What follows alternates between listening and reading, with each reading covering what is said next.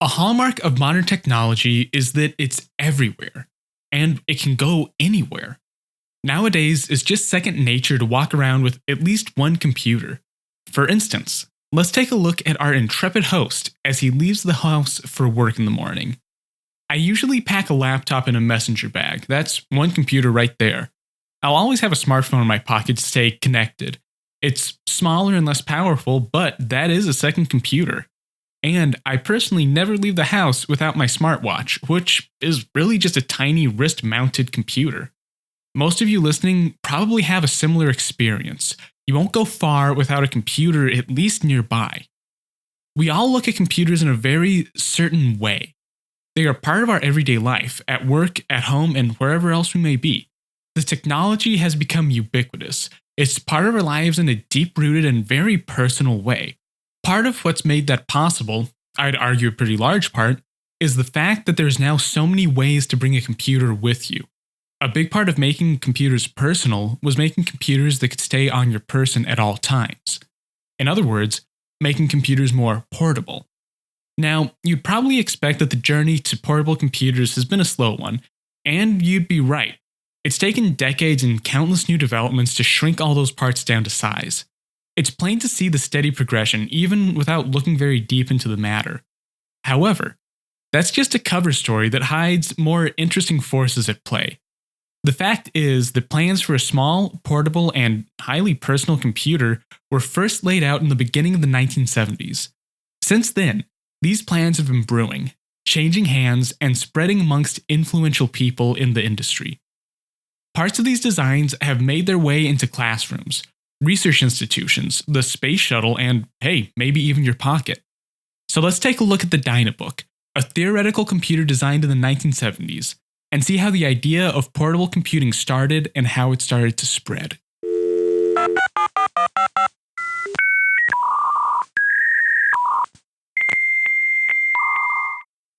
Welcome back to Advent of Computing.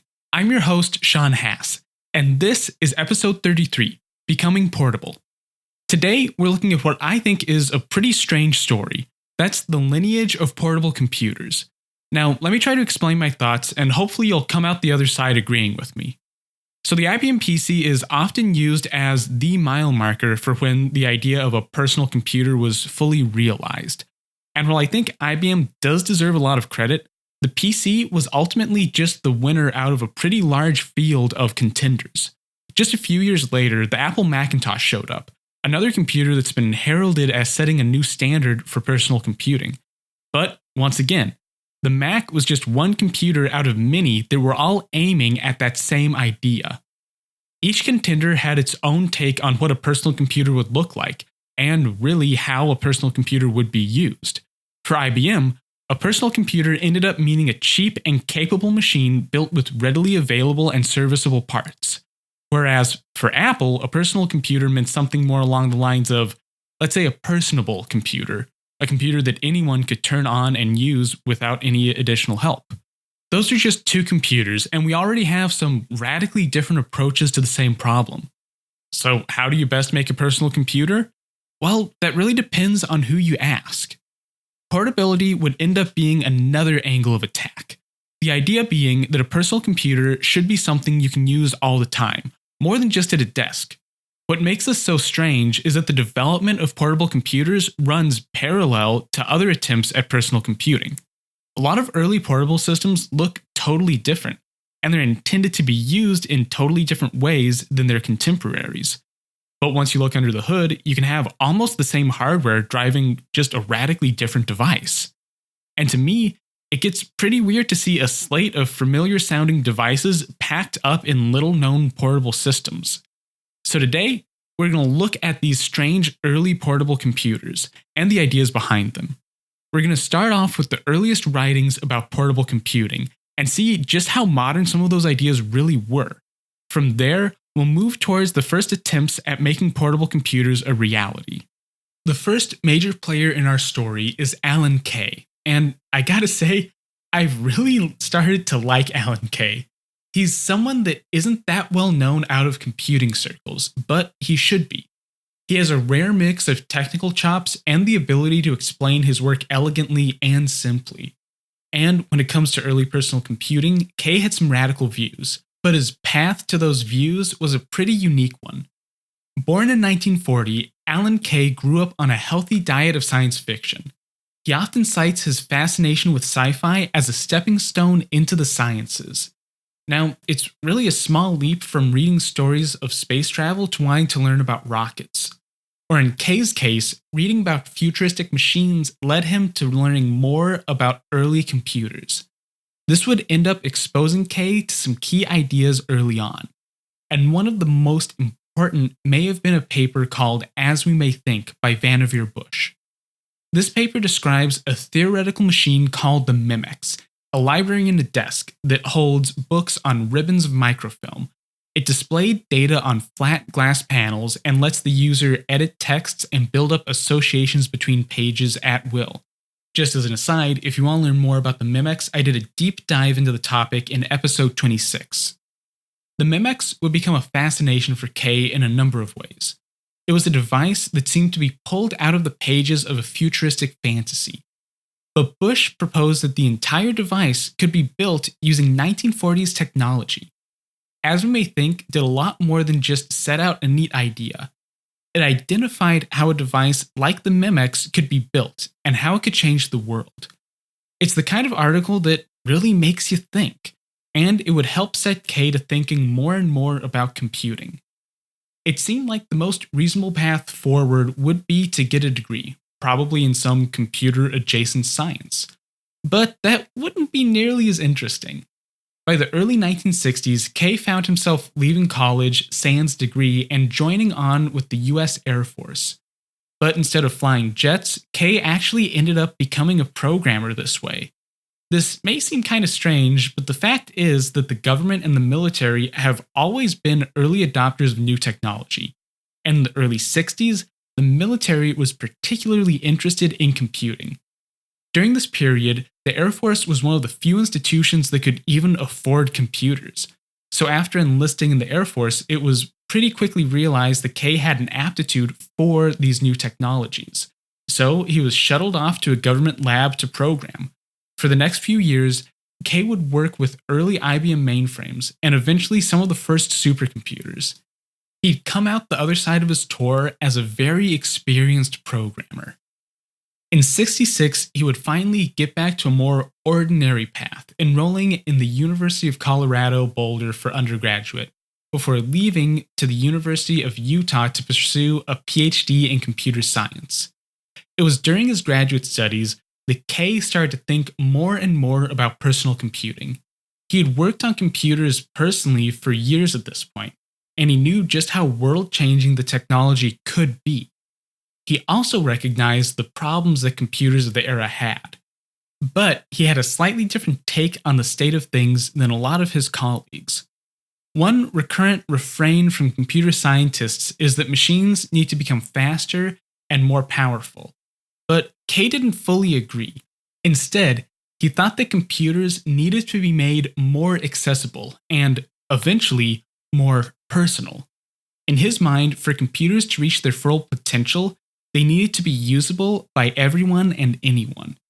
It was while working on his PhD thesis that Kay would come into contact with another infectious idea. We don't have an exact date, but probably sometime in 1967 or 68, Doug Engelbart came to the University of Utah to show off his research into computer interfaces.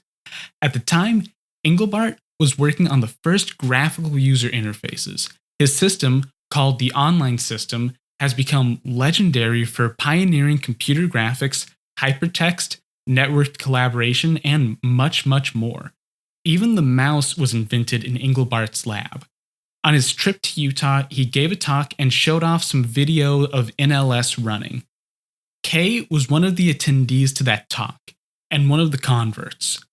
Engelbart and his colleagues were taking the first big steps towards personal computing, and Kay was ready to take the steps of his own. His first stab at tackling this problem would take place while he was still in grad school, and it was called Flex. While less well known than Kay's later work, I think Flex offers a good example of the out-of-the-box approach he took when solving problems. As Kay explained in his thesis, quote, The Flex system consists of merged hardware and software that is optimized towards handling algorithmic operations in an interactive man-machine dialogue. End quote. The idea was to combine specialized hardware with a specialized programming language to create a more user-friendly experience. Here, the man-machine dialogue is key.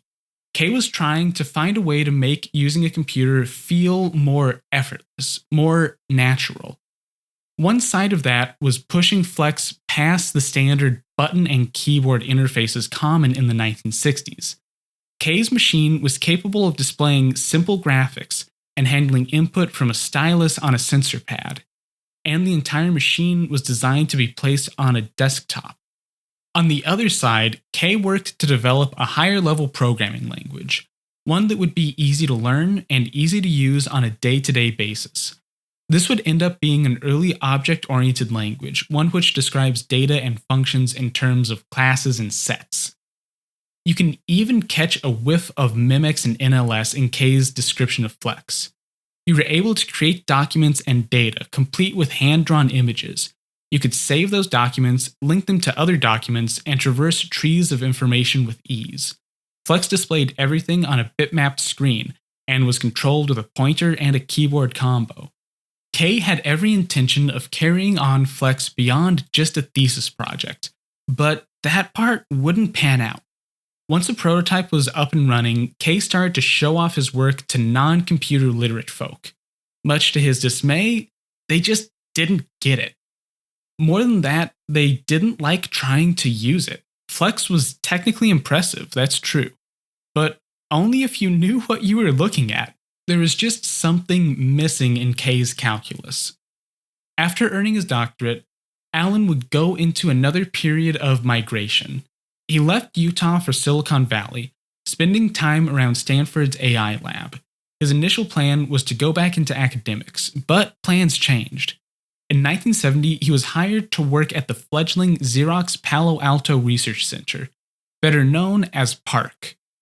For someone like Kay, who had a profound interest in pushing the boundaries of computing, PARC was probably one of the better places to be.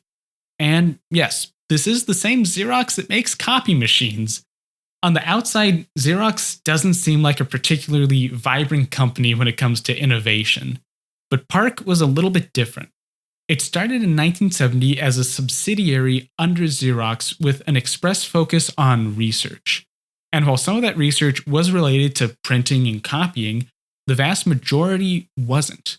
More generally, PARC's research was concerned with all aspects of the office, and specifically personal computing would become a big part of the vision of a modern office. Thanks to the backing of Xerox, PARC would have a wide berth to experiment with just what a computer could do and what it could be made to do. It was a nurturing environment for wild ideas, a cross between a functioning company and a think tank. It was the perfect place for Kay to grow his ideas on personal computing, and the perfect place to deconstruct what went wrong with Flex. Over the next 2 years, Kay would compile his ideas into a new design, which he soon called the DynaBook. The idea had been brewing since before he joined PARC, but the full description was codified in 1972. Kay's breakthrough was that a personal computer had to be personal for anyone, not just experienced computer users. That was what had been missing from Flex. Being caught up in the advanced technical aspects of his work made it easy to miss that most people could just never use the system.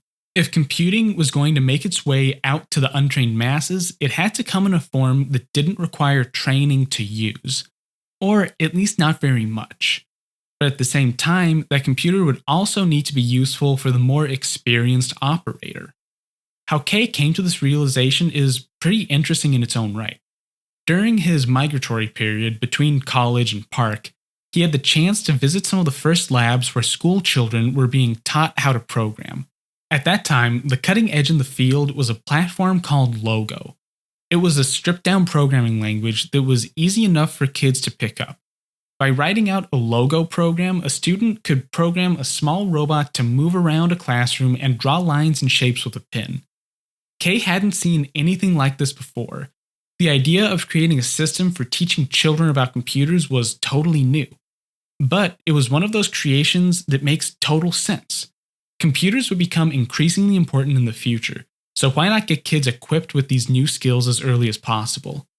Kay really liked the overall premise of early computer education, but he brought his own unique twist to the concept as always.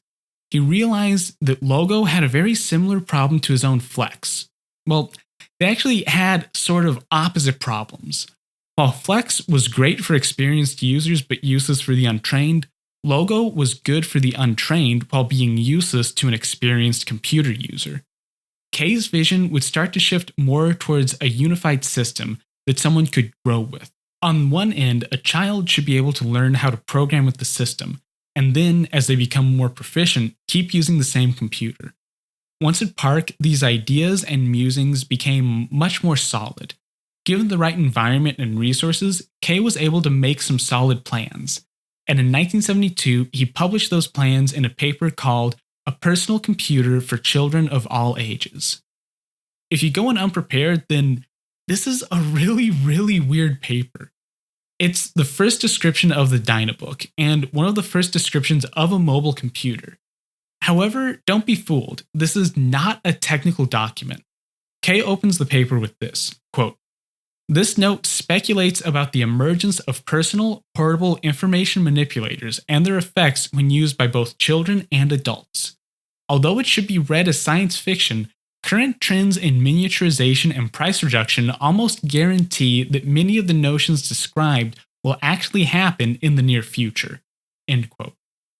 Instead of a dry treatise on how to make a computer more user-friendly, Kay presents speculative fiction. He spends a page or so describing the current problems facing computers in education, and the use of computers in society at large. The first part ends with Kay offering a solution, a new device which can change the way the world works and how we look at computers, something described as a quote-unquote active book. In most papers, once you're past the introduction and some airing of grievances, you'd expect a full, detailed explanation of your solution. But in reading and listening to Alan Kay as much as I have been in preparing for this episode, I can tell you one thing. The expected really isn't his style. Quoting again from his paper. "Zap! With a beautiful flash and appropriate noise, Jimmy's spaceship disintegrated. Beth had won space war again. The 9-year-olds were lying on the grass of a park near their home. Their DynaBooks hooked together to allow each of them a view screen into the space world where Beth's ship was now floating triumphantly alone." End quote. Yeah, the next page and a half is a short story composed of 2 vignettes. The first one is about 2 school children playing on their DynaBook and learning how to program together.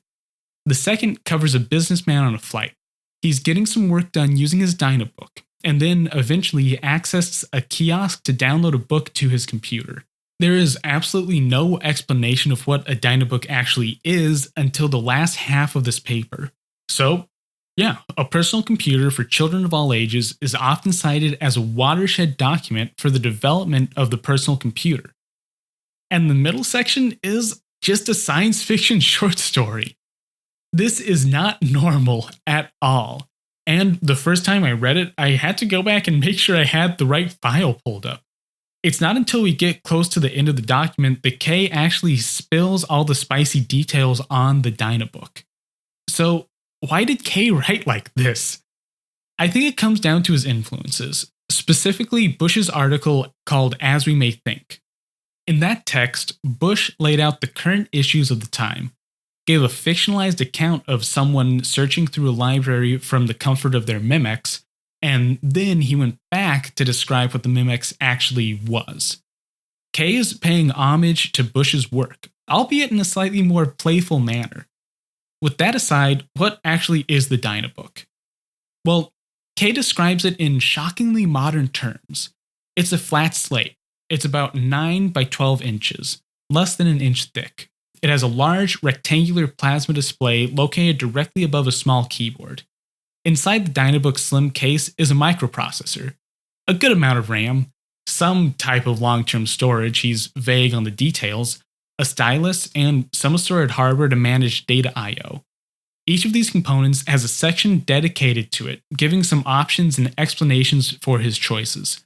For instance, Kay explains that a physical keyboard would work fine, but that it would be better to ditch the keyboard altogether so that the screen could be made bigger. By making the screen touch sensitive, a keyboard could easily be displayed on the screen itself. He also spends a little time discussing the software that his new machine will run, but Kay's a little sparse on those details. The most that he says is that it has to be easy to use and powerful, with the ability to handle graphics and sound as well as text. Overall, the DynaBook sounds an awful lot like a modern tablet computer, but it's described in this strange sci-fi paper from 1972. It sounds like really modern hardware, and it's described being used in very modern ways. But it's just a description. Ultimately, the DynaBook would be restricted to life on paper.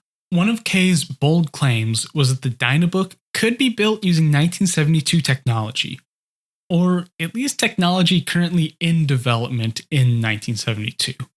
What's more, he says that the DynaBook could be mass-produced and sell for as little as $500. This idea that DynaBook is soon to be possible and at such a cheap price is an important aspect of Kay's vision for personal computing. However, in 72, this type of computer would remain a fantasy. Just for some context, the first microprocessor would hit shelves in 1971. This first chip, the Intel 4004, was an extremely limited processor. By 1972, there were a handful of other options, but none were particularly powerful or particularly cheap. And there was no way any of them could handle graphics or sound for that matter. Even something like the DynaBook's screen would prove to be a non-starter.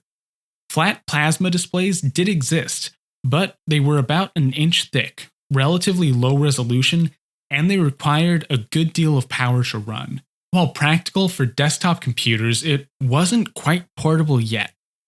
The rest of Kay's laundry list of components also had similar issues, mainly on the side of cost and power consumption. It just wasn't practically possible to build a real DynaBook, at least not as Kay described it. Over the next few years, progress at Xerox PARC would continue, and although Kay's DynaBook concept was striking and exciting, it just wasn't something feasible. And when you get down to it, the DynaBook just wasn't possible yet. Kay may have gone a little too far into the realm of science fiction a little too quickly. That being said, a lot of the ideas from a portable computer for children of all ages would stick around in the air at PARC, showing up in other projects. The largest development at PARC in this period was the Alto, a fully graphical computer. The machine would be a huge milestone. Most modern user interfaces are based, in part, on the Alto's work. Windows, icons, a mouse pointer, drop-down menus. Alto would pioneer or greatly improve all of these in this time period. Kay himself would be instrumental in this project, contributing greatly to the software side of things. But he didn't really like the Alto. Sure, it was a big step towards a more personal computing experience, but a DynaBook it simply was not. The Alto was big, it was expensive, and even with its graphical interface, most users still needed a good bit of training to use the thing. It definitely wasn't a machine made for children of any age. As the period drug on, Kay was starting to see a little bit of flex showing up at Xerox.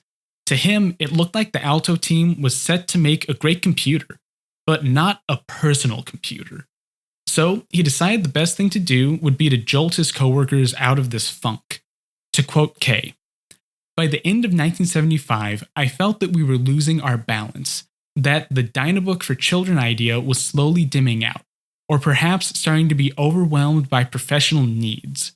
In January of 1976, I took the whole group to the Pajaro Dunes for a 3-day offsite to bring up the issue and try to reset the compass.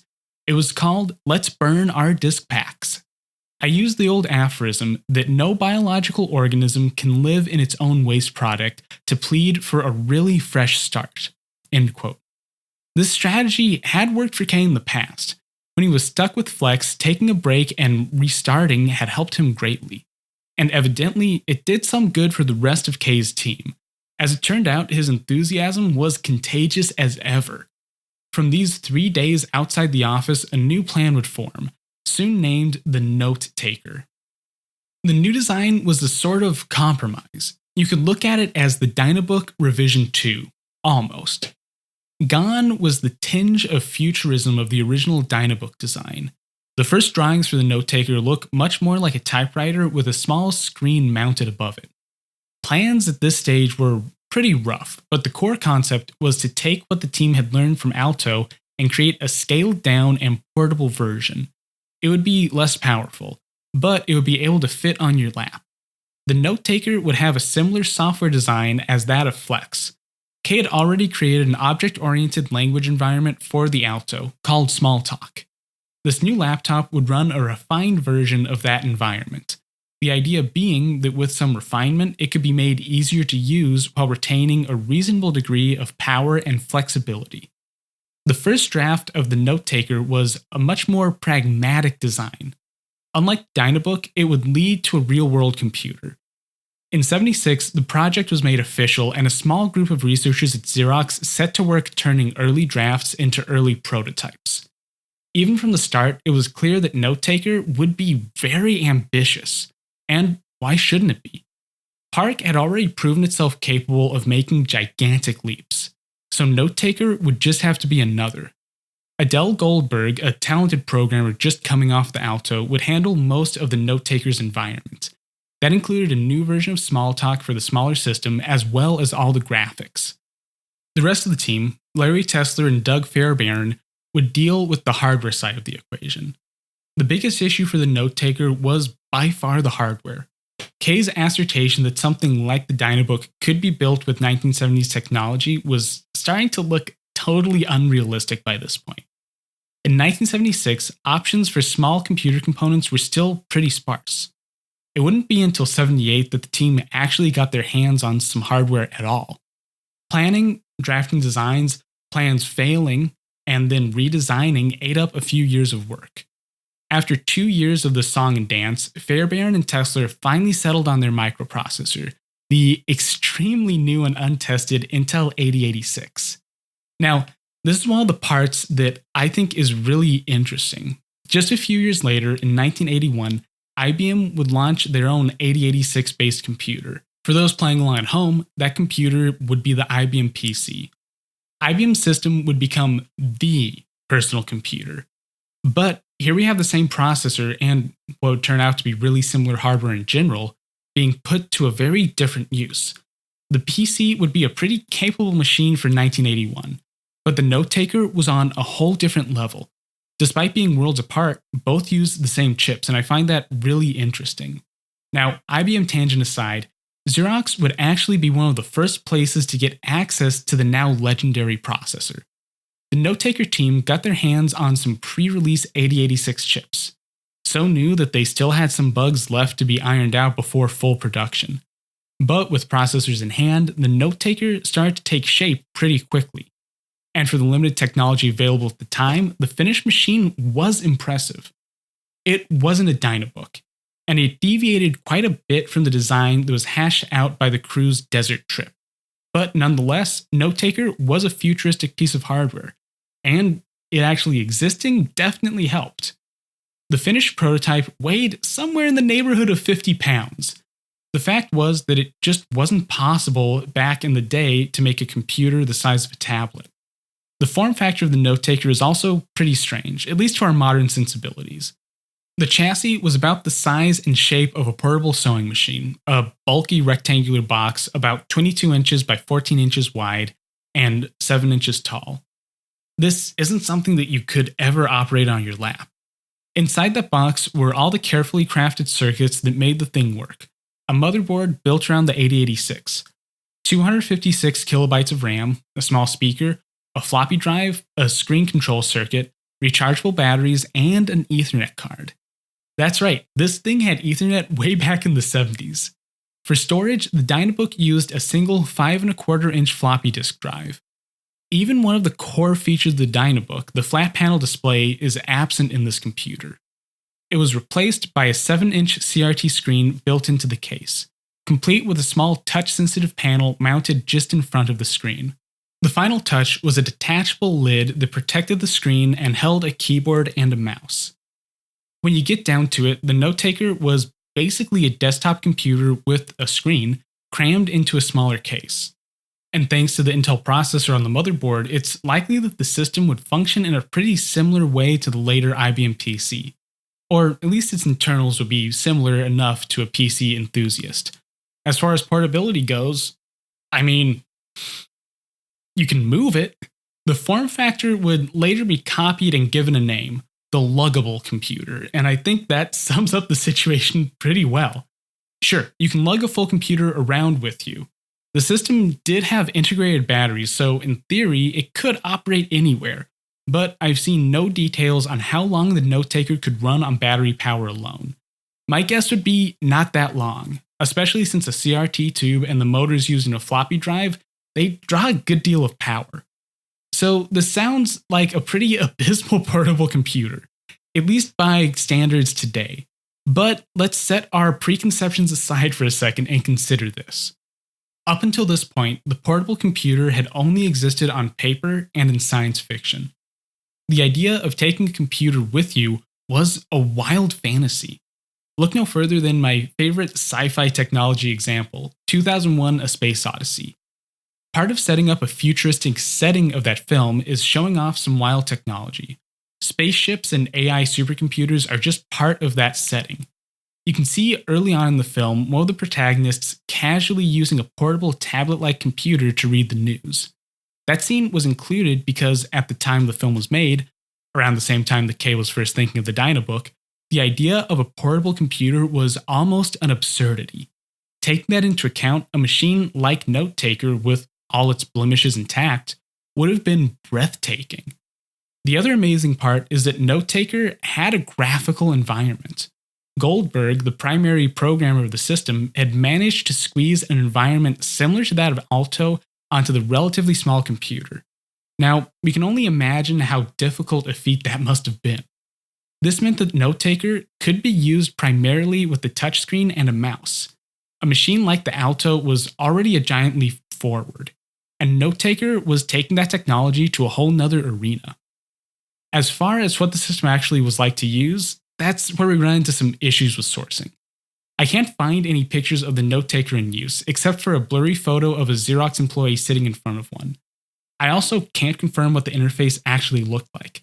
The paper, The Early History of Smalltalk, written by Alan Kay, has a few photos of what may be the NoteTaker screen in action, but they're labeled in such a way that it's kind of ambiguous if they're actually from a NoteTaker or just a cropped screenshot from an Alto. The final fate of the NoteTaker is quite a bit more concrete, though. It died out.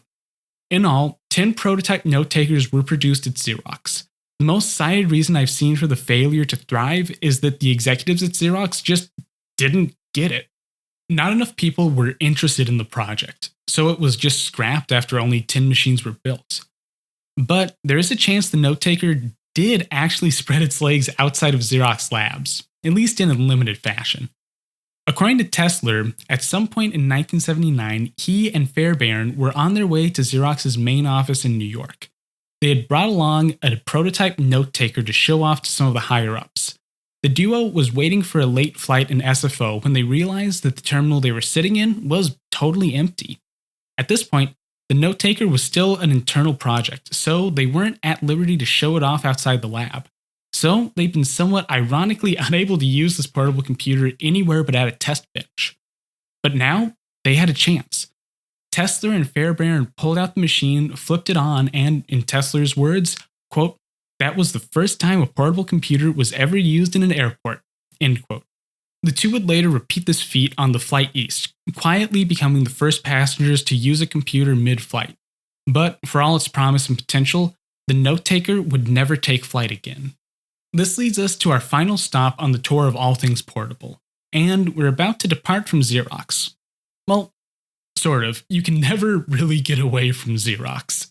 As it turns out, Xerox PARC is really the cradle of the portable computer. And even once the idea spread, it would still be heavily informed by work done at PARC. John Ellensby joined Park in the 1970s. While there, he was heavily involved with the Alto and the Alto 2, a revised version of the original. Once at Xerox, it was only a matter of time before he came face to face with Alan Kay. Ellensby quickly became another devotee of the DynaBook concept, and portable computing in general. Over the next few years, those ideas of what a computer could be started to clash with what he was working on at Xerox. One of his major projects at Park was the push to commercialize the Alto. Very slowly, a few of the Wonder computers did make their way outside of the lab and into some type of use, primarily in government and some academic settings. The idea was to get the machine into real-world use to figure out if people on the outside would actually be interested in the technology. One day, sources are unclear, probably 1978, Ellensby was talking with one of those supposed early adopters of the system, an executive branch assistant at the White House. It turned out that they loved the Alto. It did everything they wanted, but they actually never used the machine on a day-to-day basis. Ellensby recalled his contact saying something to the effect of this, quote, "I learned enough about it very quickly. It's very simple to use. I've got my secretary using it, and she's a bright person, and she's the one that uses it. Is that how you think it's going to go forward? No. Let me tell you what I want. I want all the capabilities of your beautiful Alto, and I want it in half the size of your briefcase." The Alto was great. It was a powerful computer with amazingly user-friendly software. The problem was that it was chained down to a desk, and not everyone liked to work at a desk. This stuck with Ellensby because what this tester was asking for was very familiar. It was a DynaBook, or at least something similar.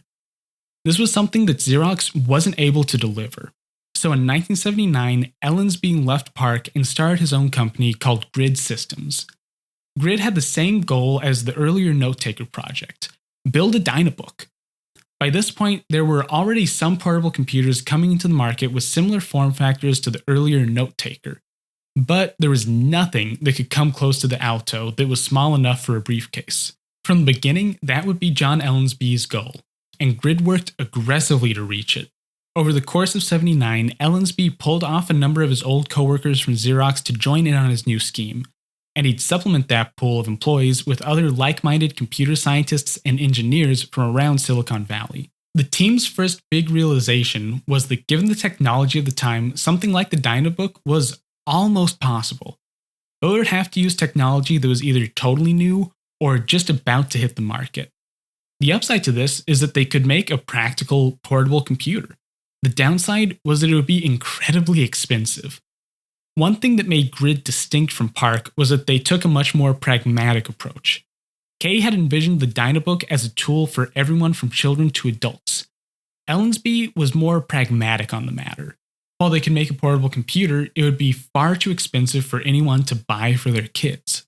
So pretty quickly, the market was determined to be on the higher end of the continuum, mainly targeting big business and government. The final design of the computer, which would come to be known as the Grid Compass, took a lot of cues from Kay's work, but everything would be slanted towards this new market. It had to be a real product after all, it couldn't just be a fantasy. One of the most striking things about the Compass is its case. It wasn't a luggable. It wasn't like the NoteTaker, and it wasn't a flat slate like the DynaBook. The machine was what we would recognize as a fully formed laptop, a computer with an integrated flat panel display that folds down over the keyboard. The Compass was the first to use this now iconic form factor. From there, it would spread to become the default. It doesn't look exactly the same as a modern laptop. There's a protruding back section beyond the screen hinge that holds a lot of electronics, but it's really close. For something as important as the clamshell design, the details on its creation are surprisingly sparse. The case design was done by Bill Mogridge, so he's the one that came up with the idea for the folding lid. In later interviews, he talks about how he went through a lot of design options for the case, starting with a flat slate and eventually landing on the clamshell. But he doesn't go into much details beyond just saying that, well, the clamshell just felt natural. I've combed through other interviews with ex-Grid employees, and they all have a similar story. The only added details are that the folding lid helped protect the fragile display, and that it proved to be more ergonomic than a slate. The final piece that makes the chassis so unique is that it's composed entirely of cast magnesium. This was done because it offered a good sense of durability while staying relatively lightweight. After the case, the next big change you notice is the aforementioned screen. It's a flat panel display. Here, the DynaBook and the Compass are in total agreement. Ellensby knew that early on, CRT displays were going to be a non-starter. Even a small display like the one used in the NoteTaker still takes up quite a bit of space. Add to that the power needs and the hot cathode tube, and you get a recipe for a bulky, hot, and not very usable machine. But that led to the problem of a replacement. Kay's conception of a flat plasma display came from seeing demonstrations of early gas plasma screens that were developed during the Plato project at the University of Illinois.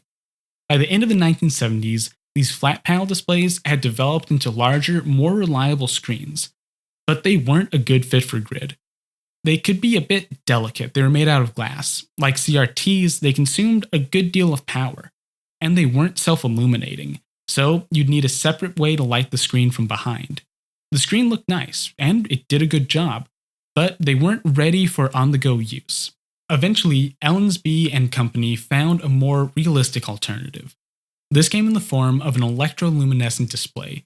These were thinner, more robust, offered a wide viewing angle, and they required no additional backlight. But, as with most components of the grid compass, there wasn't an off-the-shelf display that was up to the crew's specifications. No one was making an electroluminescent display that was large enough for the new laptop. So, Grid had to do some convincing. Eventually, they talked the manufacturer into building them a batch of custom screens. The final display was a 6-inch screen with a resolution of 320 by 240 on orange and black pixels. Custom order parts really became the norm for Grid. Even the keyboard had to be custom made, since no company had an existing keyboard that was small enough. The only other major surprise from the exterior of the Compass is actually an omission. There is the expected slate of ports and plugs around the back and sides, but you won't find the familiar slot of a floppy disk. The Compass didn't have an internal floppy drive. In fact, it didn't even have an internal hard drive. Those components just took up too much space, so alternatives had to be found. Of course, you could get an external floppy drive that plugged into the device, but the base laptop had to be slimmed down as much as possible. So if the stock Compass came with no hard drive or floppy drive, then where did all the data go? That brings us to the internals of the machine, and a lot more cutting-edge technology. All internal storage came in the form of packs of bubble memory. Now, you're probably not that familiar with this technology. I certainly wasn't coming into this. It's strange, like really strange. Basically, bubble memory is a type of non-volatile RAM. Its function is similar to that of a solid-state drive, but it's a little bit different. It was developed in the 1960s at, surprise, surprise, Bell Labs. But by the 1970s, Intel was producing commercial bubble memory packs. It was faster than a hard drive, a whole lot smaller, and like modern flash storage, it had no moving parts. For a good decade or so, bubble memory was the bleeding edge in storage, but once hard drives started to get smaller and better, the technology kind of died out. While Grid was developing the Compass, it was the best option available, but the stuff didn't come cheap. Ultimately, the Compass would ship with only 340 kilobytes of bubble storage, which ended up being just enough for most use cases at the time. The rest of the machine's loadout gets back into recognizable territory. Strangely enough, the processor is also the Intel 8086. But don't be fooled, this wasn't a PC clone. Like the NoteTaker, it was roughly similar to the PC, but the Compass would settle in on the 8086 before IBM did. The rest of the laptop is loaded out with pretty standard RAM, ROM, a custom-built miniature modem, and an integrated power supply.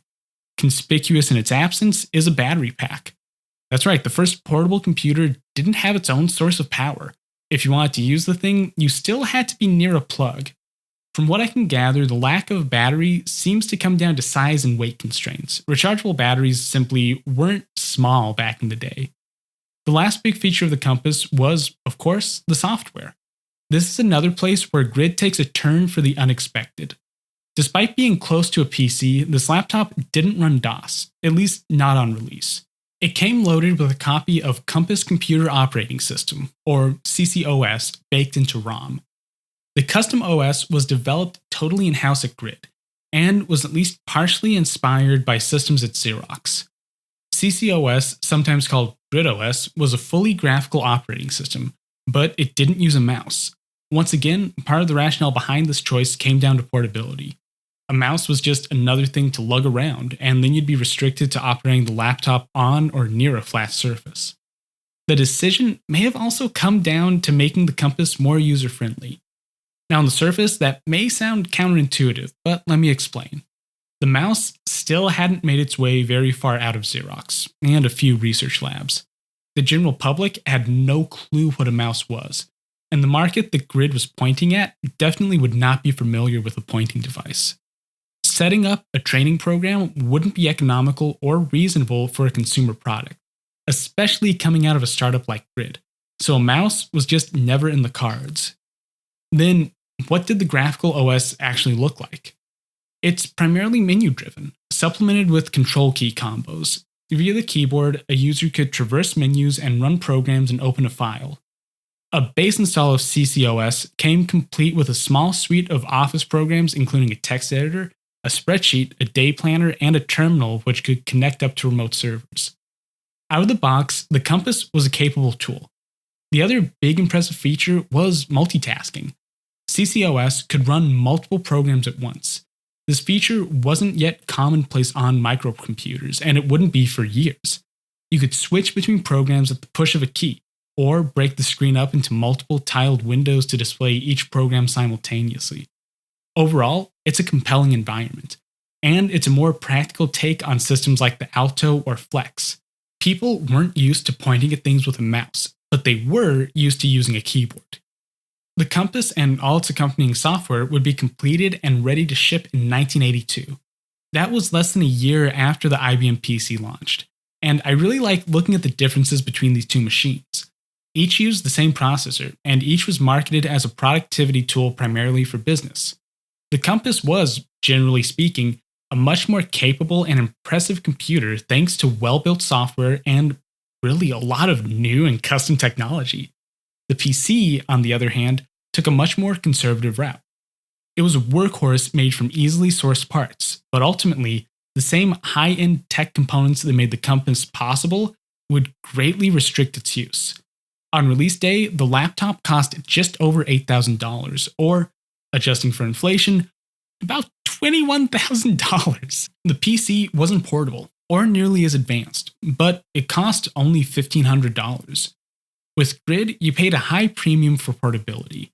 A device like K's DynaBook was roughly possible in 1982, but it definitely couldn't be cheap. But that's not to say that the Compass was a flop, far from it. The original niche that Ellensby targeted was really taken with the computer. And there was another customer waiting in the wings. The US government, specifically the military, really liked Grid's hardware. There wasn't any other option for an on-the-go computer at the time, at least none that were as portable as the Compass. That alone made the new laptop ideal for a wide range of applications within the government. The device would find its way into the halls of Congress, Humvees, and helicopters. Most impressively, in 1985, a modified Grid Compass was flown on the Space Shuttle Discovery. It was the first consumer computer in space, a feat that no other portable computer could hope to accomplish for decades to come.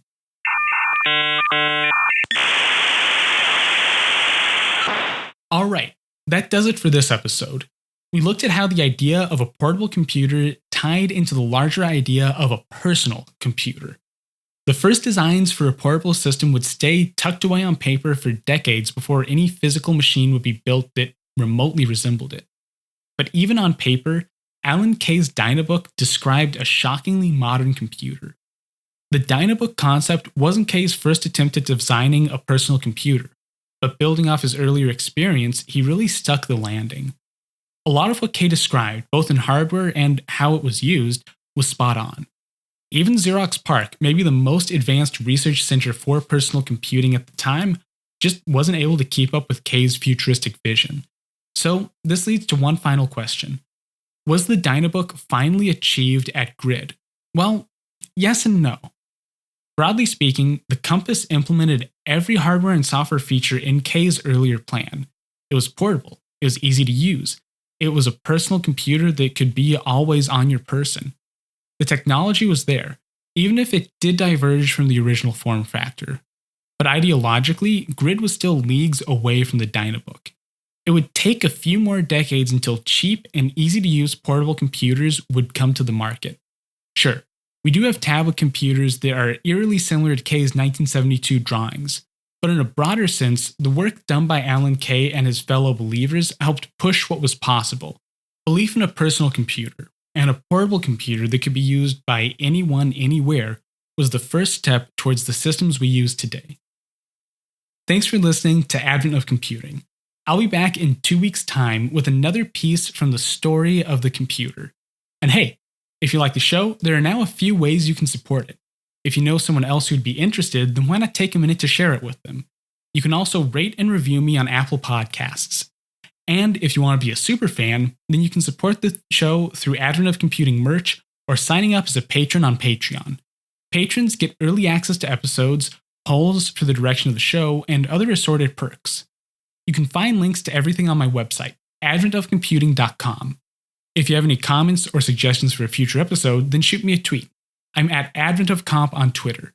And as always, have a great rest of your day.